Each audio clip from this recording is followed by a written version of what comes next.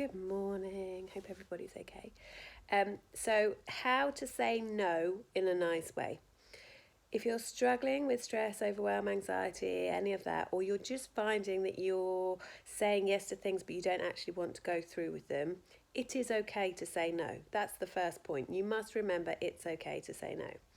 But the second point is, how do you say no without feeling guilty, without upsetting the other person, without feeling that you've done something wrong?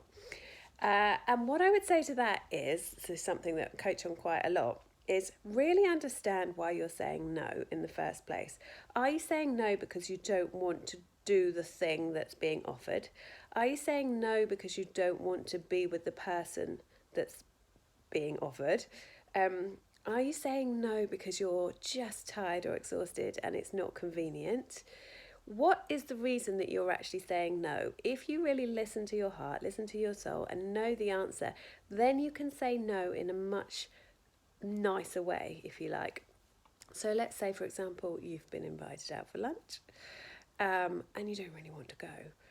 Are you not going because the person that's invited you is not really someone that you want to spend your time with? Or are you not going because actually you just don't have the time to go out for lunch? In that situation, what can you offer as an alternative? So can you then offer to say, do you know what, I can't do lunch this week. It's just not going to work. It's not going to work for me, but I'd really happily meet you for a coffee next week. I can do Tuesday morning or whatever. Okay, so can you offer an alternative to the thing that you're saying no to? If it's something work related, can you offer a reason as to why you don't want to do it?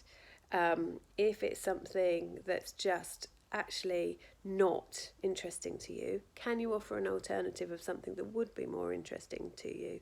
I think we get so caught up in feeling guilty about hurting people's feelings, but actually most of the time people would just feel better if you were honest with them.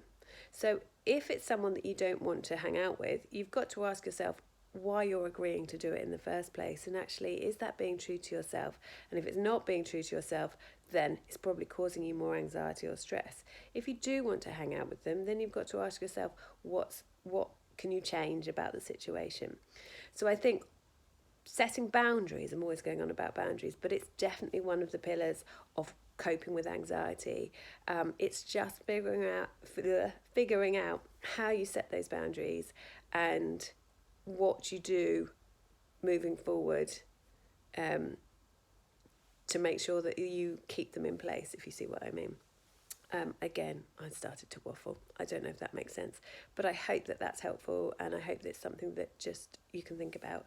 If you're interested in any coaching, obviously this is what I do. I'd love to hear from you and just chat to you and see if I can help. And if not, please do lots of meditation, relax and keep yourself sane. And I'll see you soon.